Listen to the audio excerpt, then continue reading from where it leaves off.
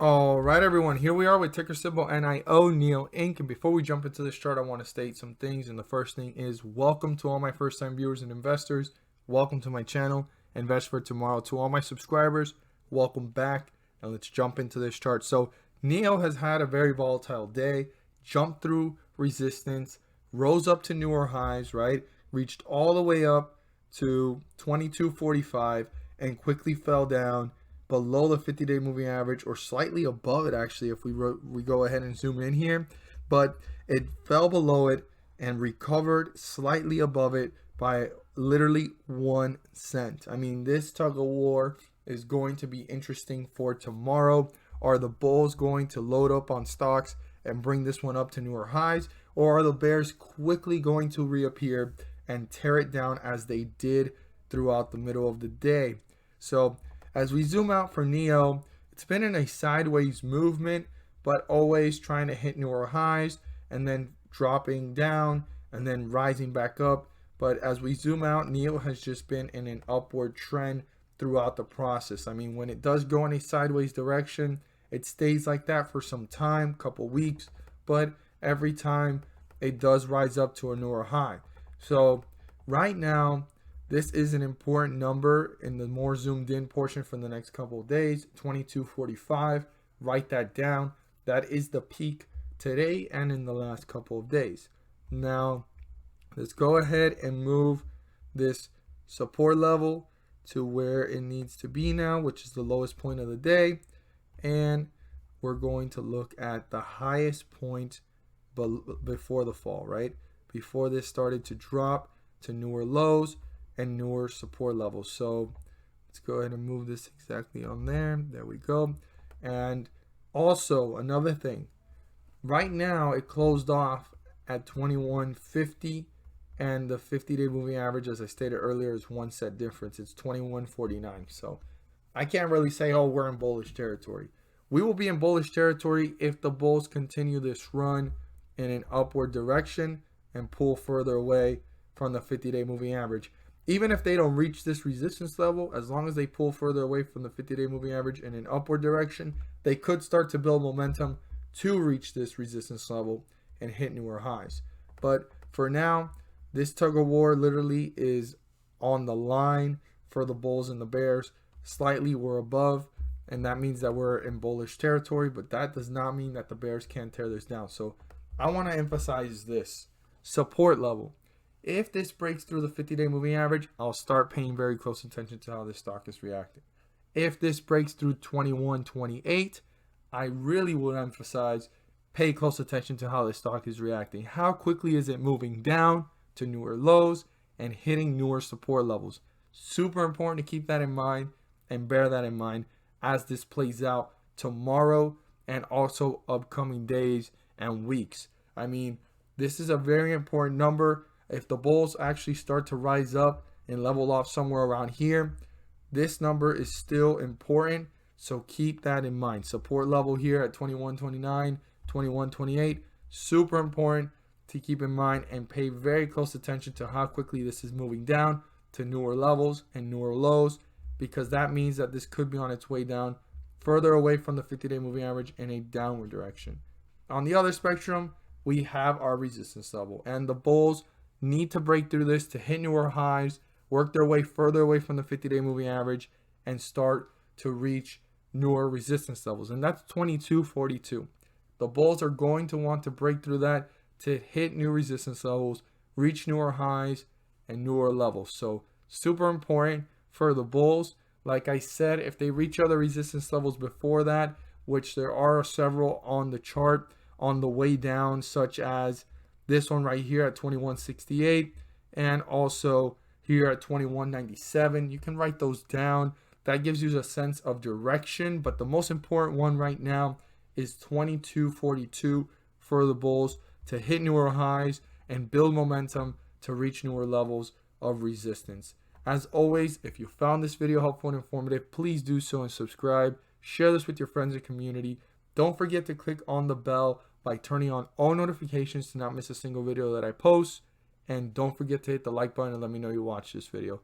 Thank you guys so much for watching, and let's make some money.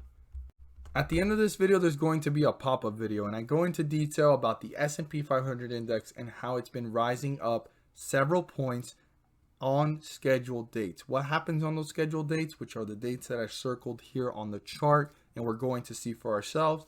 Well, the S&P 500 index rises up several points, and by doing so, they're bringing up several ticker symbols, not all of them, but most of them, up with them. And these ticker symbols are rising up 30 cents to $3 per share. And I know it doesn't sound like a lot, but per share, that does add up. And one thing I am really big on is profits. If you put $1 into the market and you get out with $2, you've made profits. You've done what the whole purpose of being in the market is for, to maximize profits and minimize losses. And with the Federal Reserve pumping the markets on these scheduled dates, bringing the S&P 500 index up, also brings up individual ticker symbols with them. And again, 30 cents to $3 may not sound like a lot of profit per share, but that does add up. And like I say, profits are profits. So we're going to look here at some of the dates so that you guys can see what I talk about in the video. And it's a weekly series. I wouldn't want you guys to miss out on it. Definitely click on the video as it pops up at the end of the video and check it out. But here we are with one of the first pumps in the scheduled dates pumps. So the first one, since the last time that they had released this, they released this on September 14th, and the next one's coming up on October 14th, which is like a week from now. And on the 15th, they scheduled it. And as you can see, this is the 14th, and the 15th is this big green bar, and it rose up. So on the 14th, we were at around 33.84, and it rose up to 34.20. I mean, that's 40 points risen on the S&P 500 index, and that's creating that catalyst for individual ticker symbols to rise up 30 cents to $3. We're going to look at another one here, and the next one was on September 22nd. And here we are on the 21st, after falling from that last pump, and the market had been falling, and you could see that there is volatility on every single day of the market before the dates of the pumps, but on the dates of the pumps are the days that the most green happens, for the most part. Not every time, but for the most part. But on the 21st, which was a Monday, it was rising up, and it rose up to this point here. And the next one was the 22nd. So this is the last 21st candlestick, and this is the first 22nd candlesticks. And we were at 32.70. This one rose up all the way up here to this point right here. This was the last 22nd candlestick to 33.19. I mean, if we go back, we were at 32.70, 33.19. That's almost 50-point jump here for the S&P 500 index. And again, individual ticker symbols rose up with it, and it created that catalyst a little bit before the anticipation, and on that date it rose up. Now on this next pump, which was a little bit different, there was a catalyst formed beforehand, and it rose up to these highs on the 28th of about 33.59. It actually dipped on the date of the next pump, which we see it here, which was on the 29th of September, and the next one was on the 6th, which just happened yesterday, and it actually slightly dipped. Now, not every time is these pumps going to rise up the market like we've seen here by a lot of points, but it still rises it back up or levels it off from hitting newer lows and leveling off the market itself. Because if we look at the previous notes that I did beforehand, it was actually rising up with it. The volatility was there, but you were able to buy, like for example, how we bought here on the 15th and it rose up. Well, it's been falling and then very volatile here, up and down. Beforehand, you can buy at the beginning of the scheduled pump dates and hold a couple weeks and ride out several pumps, and you were going on your way up. But right now, even as the market's going down, it's a great opportunity to take advantage of the fact that the Federal Reserve is pumping the markets, and there's an opportunity to make profits. So here we are on the 29th, and it fell to lows of 33.28, and it rose up to these highs here of 33.49. I know it doesn't sound like a lot, but that's still a 20-point jump after dipping and recovering, and then it continued to work its way up to newer highs. Now here on the 6th, which on the 5th it started to rise, it leveled off. This is the last candlestick of the 5th, coming up right now, and we're about to see it here.